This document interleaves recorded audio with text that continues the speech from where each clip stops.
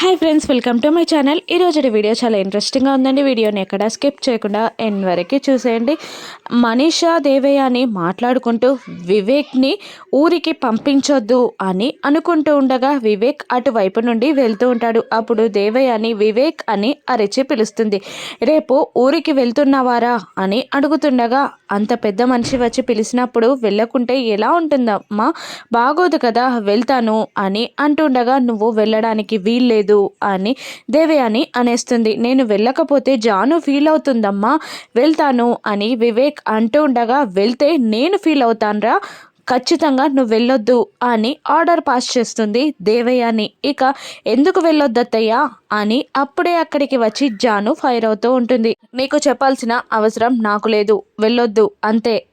వివేక్, నువ్వు గనక నా మాట మీరి ఆ ఊరికి వెళ్ళావనుకో, నేను చచ్చినంత ఒట్టే, నా శవాన్ని దాటుకొని మరీ వెళ్ళు అని దేవయాని ఒట్టు పెడుతుంది. ఇక ఏంటమ్మా అటువంటి ఒట్టు పెట్టావేంటి, ఒట్టు తీయమ్మా, ఒట్టు గట్టు మీద పెట్టు అని వివేక్ బ్రతిమిలాడుతూ ఉండగా, కావాలంటే నా పిండం గట్టు మీద పెట్టి నువ్వు వెళ్ళరా, నువ్వు ఖచ్చితంగా వెళ్ళడానికి వీల్లేదు అని అంటూ ఉంటుంది దేవయాని.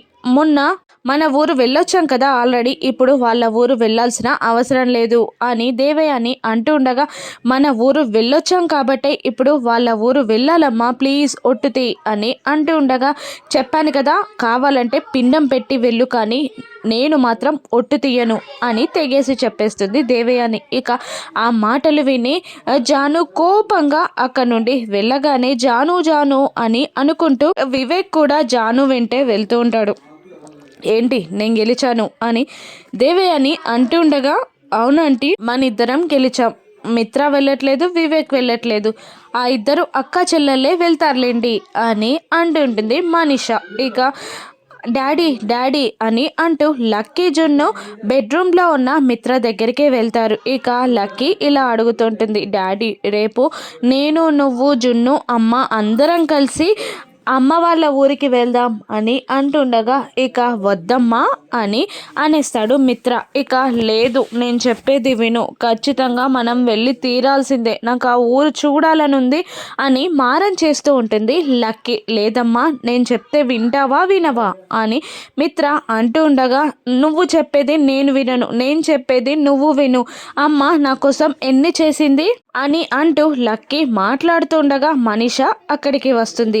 ఇక లక్కీ ఇలా అంటూ ఉంటుంది, నన్ను రోజు స్కూల్కి రెడీ చేసి అమ్మ పంపిస్తుంది, జ్వరం వస్తే నన్ను చూసుకుంది, బ్లడ్ ఇచ్చింది, ఇంకా నా కోసం అన్ని పనులు చేసిన అమ్మ కోసం మనం ఊరికి వెళ్ళలేమా అని లక్కీ అంటూ ఉండగా, తను అడిగితే కాదన్నానని నిన్ను పంపించిందా అని మిత్ర అంటుండగా, అంతే అయి ఉంటుంది మిత్ర, లేదంటే పిల్లలు ఎందుకు అడుగుతారలా అని మనీషా అంటూ ఉంటుంది లక్ష్మి గురించి బ్యాడ్గా. ఇక లక్కీ మనీషా పైన ఫైర్ అవుతూ ఉంటుంది. ఆంటీ మీరు మధ్యలో మాట్లాడకండి, అమ్మేం చెప్పలేదు, నేనే ఊరు వెళ్ళాలని డాడీని అడగడానికి వచ్చాను. డాడ్ మీరు వస్తారా రారా, మీరు రాకుంటే నేను ఏడుస్తాను, నన్ను ఏడిస్తే జ్వరం వస్తుంది, మళ్ళీ నన్ను హాస్పిటల్లో జాయిన్ చేయాల్సి వస్తుంది, మీ ఇష్టం అని లక్కీ బెదిరిస్తూ ఉండగా, మిత్ర అలా మాట్లాడొద్దమ్మా అని అంటూ సరే ఓకే అని అనేస్తాడు. ఏ డాడీ ఒప్పుకున్నాడు, డాడీ ఒప్పుకున్నాడు అని అంటూ లక్కీ జున్ను ఇద్దరు పరుగు పరుగున ఆ రూమ్ నుండి బయటికి వచ్చేస్తారు. ఇక మనీషా కోపంతో మిత్రని తిడుతూ ఉంటుంది. ఏంటి మిత్ర, కావాలనే నువ్వు ఇలా చేసావు కదా, లక్ష్మి ముందు బెట్టు చేయాలని అలా చేసావు కదా, లక్ష్మి అంటే మళ్ళీ నువ్వు ప్రేమిస్తున్నావు కదా, లక్ష్మి చేత బ్రతిమాలించుకోవడానికి అలా చేసావు, ఇప్పుడు పిల్లలు అడగగానే ఒప్పుకున్నావు, నేనేం చేయను మిత్ర, నన్ను నువ్వు దూరం పెడుతున్నావు, లక్ష్మిని ప్రేమించడం మొదలు పెట్టావు, ఇటువంటప్పుడు నేను ఇక్కడ ఉండడం ఎందుకు, నేను ఇక్కడ నుంచి లగేజ్ సర్దుకొని వెళ్ళిపోతాను, ఎక్కడైనా ఎవరు లేని చోటుకు వెళ్ళి సూసైడ్ చేసుకొని చచ్చిపోతాను, నిన్ను నమ్మడం నాది తప్పు అని అంటూ తిట్టుకుంటూ మనీషా వేరే రూమ్లోకి వెళ్ళి తలుపు వేసుకోగానే మనీషా మనీషా అని అరుస్తూ ఉంటాడు మిత్ర. కానీ మనీషా డోర్ తెరవదు. ఇక ఏమైంది మిత్ర అని దేవయాని అడుగుతూ ఉండగా, మీరైనా చెప్పండి, పిల్లల కోసం నేను ఊరు వెళ్తానంటే తను ఏదేదో మాట్లాడుతుంది, మీరు ఒప్పించండి ఆంటీ అని అంటూ మిత్ర దేవయానికి చెప్పి అక్కడి నుంచి కిందికి వచ్చేస్తూ ఉంటాడు. ఇక పిల్లలు సరాసరిగా వివేక్ జానుల రూమ్లోకి వెళ్తూ ఉంటారు. జానుని బ్రతిమిలాడుతూ ఉంటాడు వివేక్. నేనేం చేయను అమ్మ అంత ఒట్టు పెట్టినప్పుడు అని వివేక్ అంటూ ఉండగా ఇక జాను సరే మీ అమ్మ దగ్గరే ఉండండి, గోరు ముద్దలు తింటూ తన కొంగు పట్టుకొని తిరగండి అని అంటూ ఉంటుంది. ఈ జాను లేదు అలా కాదు అని అంటూ ఉంటాడు వివేక్. మీ ఇద్దరి మధ్యలో నేను నగిలిపోతున్నాను అని అంటూ ఉంటాడు వివేక్. అయినా అన్నయ్య రాంది వదిన వెళ్ళదు, వదిన వెళ్ళకపోతే మనం వెళ్ళేం చేస్తాం అని వివేక్ అంటూ ఉండగా ఇక జాను బావగారిని నేను ఎలాగైనా ఒప్పిస్తాను, బావగారు వస్తే మీరు వస్తారా అని అడుగుతుండగా వస్తాను అని అనేస్తాడు వివేక్.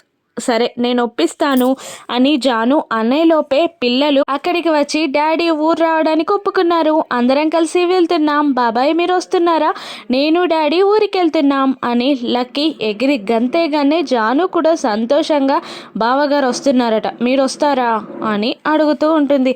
అది అమ్మని ఒప్పించాలి అని ఏదేదో వివేక్ మాట్లాడుతుండగా నాకు అదంతా తెలీదు, బావగారు వస్తే మీరు వస్తానని చెప్పారు, ఇక మీ ఇష్టం, ఖచ్చితంగా వచ్చి తీరాల్సిందే అని అంటూ జాను అక్కడి నుండి వెళ్ళిపోతుంది. అమ్మో ఇప్పుడు అమ్మని ఎలా ఒప్పించాలరా దేవుడా అని వివేక్ తల పట్టుకుంటాడు. ఇక పిల్లలు లక్ష్మి దగ్గరికి వచ్చి అమ్మ ఊరికి రావడానికి ఒప్పుకున్నారు అని సంతోషంగా చెప్తూ ఉండగా నిజంగానా అని అడుగుతూ ఉంటుంది లక్ష్మి. అవును నిజంగానే అని పిల్లలు చెప్తూ ఉంటారు. ఇక మిత్ర అక్కడికి రాగానే థ్యాంక్ యూ అండి అని లక్ష్మి చెప్తుండగా నీకోసమేం కాదు లక్కీ కోసం అని అంటూ ఉంటాడు మిత్ర.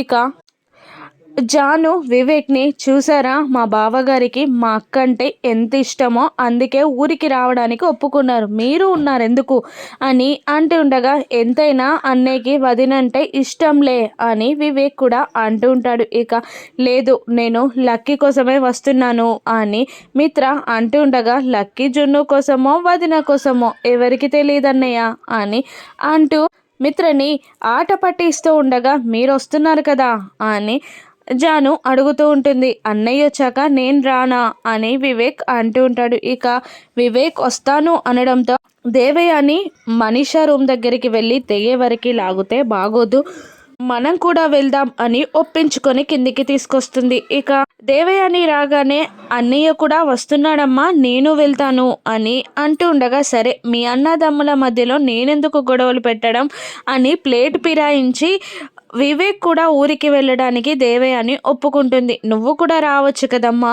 అని వివేక్ అడుగుతుండగా సరే నేను వస్తాను అని అనేస్తుంది దేవయాని. ఇక థ్యాంక్ యూ చెప్పు అమ్మకి అని జానుతో అంటుండగా థ్యాంక్స్ అని అంటుంది ఈ జాను. ఇక ఏదో ముష్టివానికి వేసినట్టు వేస్తున్నావు థ్యాంక్స్ అని మళ్ళీ ఫైర్ అవుతుంది. అదే నీకు ఎక్కువ అని జాను మనసులో అనుకుంటూ ఉంటుంది. నువ్వు కూడా రావచ్చు అని మనీషాని దేవయాని అంటుండగా నేనేమవుతాను అని అంటూ ఉంటుంది మనీష. ఇక నువ్వు ఏమవుతావేంటి మిత్ర మనిషివి, మిత్రకి చాలా దగ్గర మనిషివి, ఖచ్చితంగా నువ్వు రావాల్సిందే అని అనగానే రా మనీషా అని మిత్ర అంటూ ఉంటాడు. ఇక సరే నీకోసం వస్తాను మిత్ర అని ఒప్పుకుంటూ ఉంటుంది మనీష. ఇక దేవయానికి మిత్ర థ్యాంక్స్ చెప్తూ ఉంటాడు మనీషని ఒప్పించినందుకు. వదిన ఈసారి కార్లో కాకుండా అందరం బస్లో వెళ్దాం అని అంటూ ఉంటాడు. బస్సా అని లక్ష్మి టెన్షన్ పడుతూ పెళ్ళికి ముందు జరిగిన యాక్సిడెంట్ గుర్తు తెచ్చుకొని టెన్షన్ పడుతూ ఉండగా లేదు బస్ అయితేనే బాగుంటుంది, బస్లోనే వెళ్దాం ఇది ఫైనల్ అంటూ మిత్ర అక్కడ నుండి వెళ్ళిపోతాడు. ఇక జయదేవ్ నందన్ ఇంట్లోనే ఉండిపోతాను అంటారు. ఇక మళ్ళీ సరియు అతని మేనేజర్ దేవయాని మనీష నలుగురు కలిసి ఏదో ప్లాన్ చేస్తూ ఉంటారు. సరియు ఏమో మిత్రానందన్ కుటుంబం మొత్తం చంపేయాలని ప్లాన్ చేస్తూ ఉండగా అది ఎవరికైనా తెలిస్తే మీ మీద అనుమానం వస్తుంది అని అతని మేనేజర్ అంటూ ఉంటాడు. ఏ కేసు అయినా నేను చూసుకుంటాను కానీ ఆ ఫ్యామిలీ శత్రుశేషం లేకుండా చావాలి అని అంటూ ఉంటుంది సరియు. ఇక మనీషా దేవయాని అయితే ఇలా మాట్లాడుకుంటూ ఉంటారు. ఈ ప్రయాణం దానికి పెద్ద డిజాస్టర్ లాగా మిగిలిపోవాలంటే మిత్ర లక్ష్మిలని విడగొట్టాలి. వైజాగ్‌కి మిత్రాని తీసుకెళ్ళి లక్ష్మిని చింతపల్లికి పంపించాలంటీ అని అంటుండగా నీ మీద అనుమానం వస్తుందేమో, లక్ష్మి మిత్ర కనిపెట్టకపోయినా జాను వివేక్లు కనిపెడతారేమో అని అంటుండగా నన్ను నేను చూసుకుంటాను, నేను చెప్పిన ప్లాన్ని మీరు అమలుపరచండి, ప్లాన్ ఏ ఫెయిల్ అయితే ప్లాన్ బి అమలు పరుద్దాం అని మనీష అంటూ ఉంటుంది. ఇంతకీ వీళ్ళు చేయబోయే ప్లాన్ ఏంటి? దీక్షితులు గారు తన శిష్యుణ్ణి ప్రమాదం గురించి చెప్పమని లక్ష్మి ఇంటికి పంపిస్తారు. ఇక ఆ ప్రమాదం గురించి శిష్యుడు చెప్తాడా? ఆ ప్రయాణంలో లక్ష్మి తన కుటుంబాన్ని ఏ విధంగా కాపాడుకొనుందో రానున్న ఎపిసోడ్స్లో చూద్దాం. Thank you for watching.